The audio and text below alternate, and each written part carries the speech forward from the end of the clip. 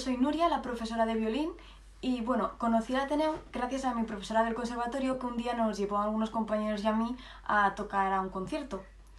Me acuerdo que me gustó mucho porque fue en el Oceanographic en el 2011, creo. Y ahí fue cuando empecé a descubrir cómo eran los ensayos y la primera impresión que tuve fue que había una perfecta combinación de disciplina, aprendizaje y sobre todo diversión.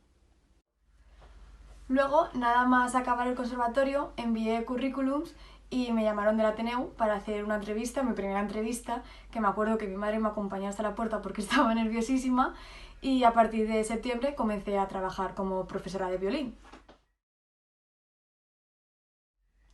Son muchos los proyectos que me han marcado en el Ateneu, como por ejemplo el concierto con el grupo de rock Mal Sujeto, el Erasmus en el que interpretamos El muro de Pink Floyd y el musical de Jesucristo Superstar, entre otros muchos.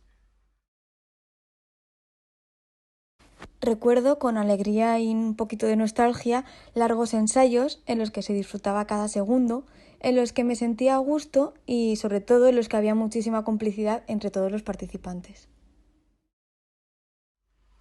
Durante todos estos años he crecido muchísimo como persona y he aprendido cada día, en cada ensayo, en cada concierto, con cada alumno, con cada familia, con cada compañero.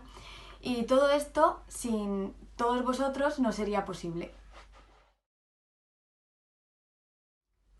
Y por último, me gustaría dar las gracias a todos mis alumnos que hacen que cada día vaya a trabajar con ganas e ilusión y me vuelva muy feliz a casa.